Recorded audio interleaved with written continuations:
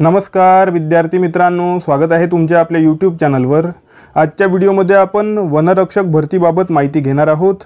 यावर्षी ऑलमोस्ट 13,000 पदांसाठी वनरक्षक भरतीचे आयोजन राज्यामध्ये होणार आहे। लवकरच याची ॲडव्हर्टाइजमेंट येणार आहे। माझ्या मते पुढच्याच महिन्यामध्ये याची ॲडव्हर्टाइजमेंट येऊ शकते।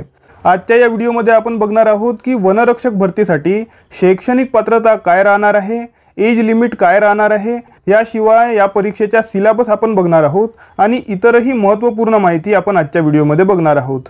हा व्हिडिओ तुमच्यासाठी महत्त्वपूर्ण आहे, म्हणून हा व्हिडिओ तुम्ही शेवटपर्यंत बघत राहा। आता आपण आजच्या व्हिडिओला सुरुवात करूया। तर बघा विद्यार्थी मित्रांनो, ही आजची आपली नोटिफिकेशन आहे। या नोटिफिकेशननुसार वनरक्षक भरतीसाठी जागांचा तपशील मागवण्यात आलेला आहे।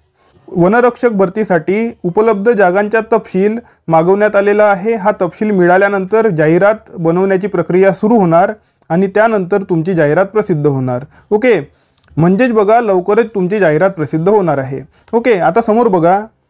आता बघा विभागनिहाय जागा बघून घ्या विद्यार्थी मित्रांनो। विभागनिहाय म्हणजे बघा जिल्ह्यानुसार मी इथे जागा तुम्हाला दिलेल्या आहेत। ओके, नाशिकमध्ये बघा 887 जागा रिक्त आहेत। छत्रपती संभाजीनगरमध्ये 1535 जागा रिक्त आहेत। सर्वाधिक जागा बघा, सर्वाधिक जागा नागपूर विभागामध्ये रिक्त आहेत, त्या म्हणजेच 1852 जागा आहेत। चंद्रपूर बघा 845, गडचिरोलीमध्ये 1423, अमरावती 1118, यवतमाळ 665, पुणे 811, कोल्हापूर 1286, धुळेमध्ये 931 आणि ठाण्यात बघा ठाण्यामध्ये 1568 जागा उपलब्ध आहेत। ओके, एकूण जागा 12,991 होतात आणि यामध्ये ऑलमोस्ट बघा 13,000 जागा या आहेत। ओके, आता 13,000 जागा उपलब्ध आहेत, तर संपूर्ण 13,000 जागांसाठी ॲडव्हर्टाइजमेंट येईल की नाही हे बघा आपल्याला माहिती पडणार जेव्हा ॲडव्हर्टाइजमेंट येणार आहे। ओके, आता यामध्ये कितीतरी विद्यार्थी विचारून राहिलेले आहेत की शैक्षणिक पात्रता काय राहणार आहे। तर बघा विद्यार्थी मित्रांनो, शैक्षणिक पात्रता बघा 12वी पास असणे गरजेचे आहे आणि 12वीमध्ये विज्ञान किंवा गणित विषय किंवा भूगोल किंवा अर्थशास्त्र यापैकी किमान एक विषय बघा घेऊन किमान एक विषयासह उत्तीर्ण असायला पाहिजे। म्हणजेच 12वीमध्ये विद्यार्थ्यांचे सायन्स असते किंवा आर्ट असते किंवा कॉमर्स असते। ओके, आर्टमध्ये भूगोल असतो, इकॉनॉमिक्स असतो। ओके, तर आर्टचे विद्यार्थी इथे एलिजिबल आहेत। ओके, कारण त्यांना भूगोल असतो। सायन्सचे सुद्धा विद्यार्थी एलिजिबल आहेत कारण त्यांना विज्ञान असते आणि गणित सुद्धा असते। ओके, तर विज्ञान किंवा गणित किंवा भूगोल किंवा अर्थशास्त्र, ओके, सर्वच्या सर्व नाही, यापैकी कोणताही एक विषय तुमच्या 11वी 12वीमध्ये असेल, ओके 12वीमध्ये असेल, ओके, तरीसुद्धा तुम्ही एलिजिबल आहात। ठीक आहे, आता तुमची 12वी ज्या प्रकारे झालेली असेल तुम्ही त्या हिशोबाने बघून घ्या। ओके, जर तुम्हाला यापैकी कोणताही विषय जर 12वीमध्ये नसेल तर तुम्ही एलिजिबल राहणार नाही। ओके, याशिवाय बघा अनुसूचित जमाती प्रवर्गातील उमेदवाराने माध्यमिक शालांत प्रमाणपत्र परीक्षा 10वी उत्तीर्ण केली असल्यास अशा उमेदवारास अर्ज करण्यास पात्र राहील। म्हणजेच बघा शेड्यूल ट्राईबसाठी यांनी एज्युकेशनल क्वालिफिकेशन थोडं बघा कमी केलेलं आहे। सर्व विद्यार्थ्यांना 12वी पास पाहिजे, परंतु शेड्यूल ट्राईबचे जे विद्यार्थी आहेत त्यांना 10वी पास असणे गरजेचे आहे। आणि 10व्या वर्गामध्ये सर्वचे सर्व जे विषय असतील, कोणताही विषय तुमचा असेल तरीसुद्धा तुम्ही एलिजिबल राहणार आहात, कारण 10वीमध्ये असे काही बघा ब्रांचेस नसतात। सायन्स, आर्ट, कॉमर्स अशा प्रकारे ब्रांचेस नसतात। 10व्या वर्गामध्ये सर्व कंबाईन असते। तर 10वी जर शेड्यूल ट्राईबचे विद्यार्थी उत्तीर्ण असेल तर शेड्यूल ट्राईबचे सर्वच्या सर्व विद्यार्थी एलिजिबल राहणार आहेत। ओके, आता जर तुम्ही बघा माजी सैनिक असाल तर तरीसुद्धा तुम्हाला 10वी पास असणे गरजेचे आहे, 12वी करण्याची काही गरज नाही।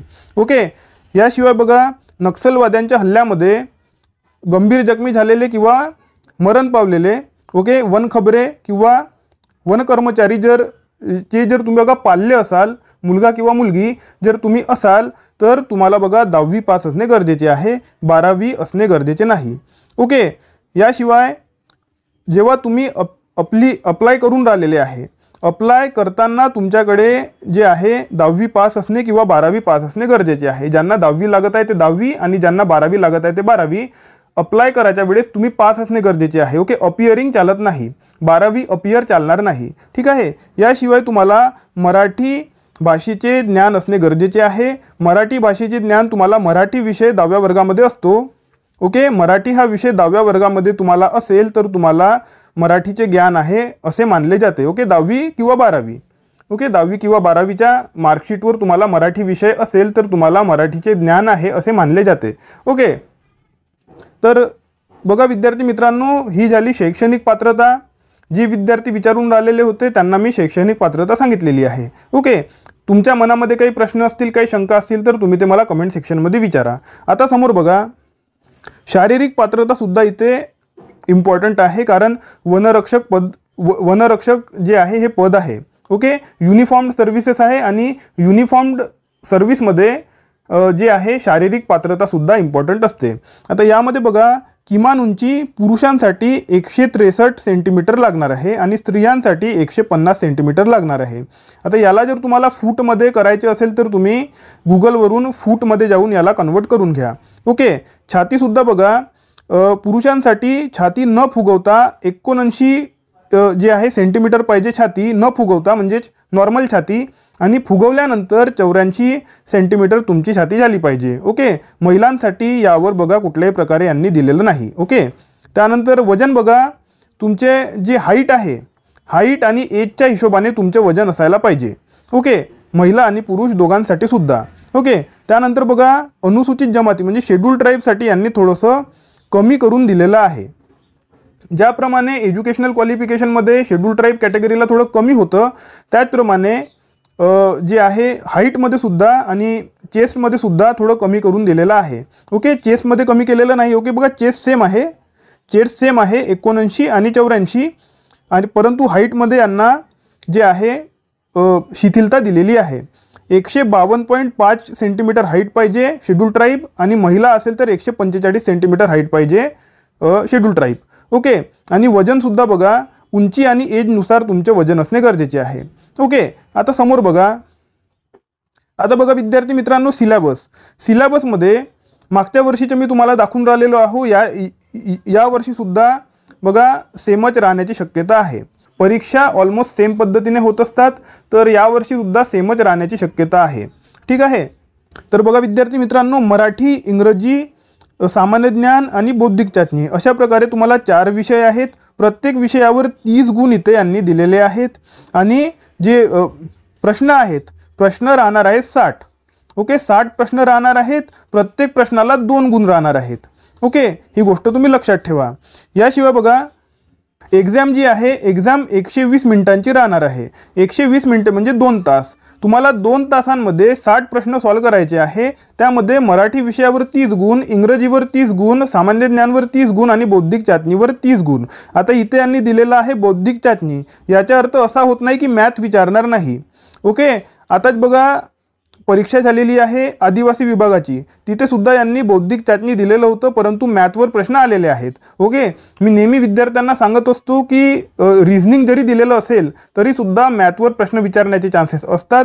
म्हणून काही महत्त्वपूर्ण जे टॉपिक्स आहेत, जसं बघा पर्सेंटेज असेल किंवा सरासरी असेल, अशा प्रकारचे जे काही महत्त्वपूर्ण टॉपिक्स आहेत ते तुम्ही करूनच जायला पाहिजे. ठीक आहे, एक्झामची जे लेवल असेल, एक्झामची लेवल 10th बेस्ड असेल. ओके, 10वीच्या लेवलची तुमची परीक्षा होणार आहे. ही परीक्षा ऑनलाईन पद्धतीने होणार आहे, 2 तासांची होणार आहे. हे मी तुम्हाला सांगितलेलं आहे. मिनिमम 45% गुण घेणे गरजेचे आहे क्वालिफाय होण्यासाठी. ओके, क्वालिफाय सुद्धा बघा इथे यांनी दिलेलं आहे. 45% खाली गुण मिळाले तर तुम्ही नापास होणार आहात. ठीक आहे, तर बघा विद्यार्थी मित्रांनो, महत्त्वपूर्ण माहिती मी तुम्हाला ऑनलाईन परीक्षेबाबत दिलेली आहे. आता समोर बघा, एज लिमिट आपण बघून घेऊया. एज लिमिट बघा, ओपन कॅटेगरीसाठी मिनिमम 18 ते मॅक्झिमम 27. मागच्या वेळेसची ही एज लिमिट आहे. यावेळेस बघा कदाचित यामध्ये थोडी बघा वाढ होऊ शकते. ओके, कोविडमुळे काही एक्झाम्समध्ये वयवाढ जे आहे शासनाने करून दिलेली आहे, तर यामध्ये सुद्धा वयवाढ होऊ शकते. ओके, मागासवर्गीयमध्ये 32 वर्षे आहे. ओके, मॅक्झिमम 32 वर्षे आहे मागासवर्गीयमध्ये, मिनिमम 18 आहे. ओके, यामध्ये सुद्धा वाढ होऊ शकते. इतर कॅटेगरींचे तुम्ही स्वतः बघून घेऊ शकता. ठीक आहे, तर बघा विद्यार्थी मित्रांनो, मला असं वाटते की मी तुम्हाला संपूर्ण माहिती दिलेली आहे. तुमच्या मनामध्ये काही प्रश्न असतील, काही शंका असतील तर तुम्ही त्या मला कमेंट सेक्शनमध्ये विचारू शकता. याची ॲडव्हर्टाइजमेंट प्रसिद्ध होताच आपल्या टेलिग्राम चॅनलवर आणि व्हॉट्सॲप चॅनलवर प्रसिद्ध होऊन जाणार आहे. यांची लिंक मी तुम्हाला डिस्क्रिप्शन बॉक्समध्ये दिलेली आहे, टेलिग्राम आणि व्हॉट्सॲप ग्रुपची. टेलिग्राम आणि व्हॉट्सॲप ग्रुप तुम्ही त्या लिंकवर क्लिक करून जॉईन करून टाका, जेणेकरून ॲडव्हर्टाइजमेंट येतात तुम्हाला ती ॲडव्हर्टाइजमेंट मिळून जाणार आहे. ओके, तुम्हाला हा व्हिडिओ कसा वाटला ते तुम्ही मला कमेंट सेक्शनमध्ये नक्की सांगा. आता आपण भेटूया आपल्या पुढच्या व्हिडिओमध्ये. तोपर्यंत अभ्यास करत राहा. या व्हिडिओला लाईक करा, चॅनलला सबस्क्राईब करा आणि बेल आयकॉन प्रेस करून टाका. धन्यवाद.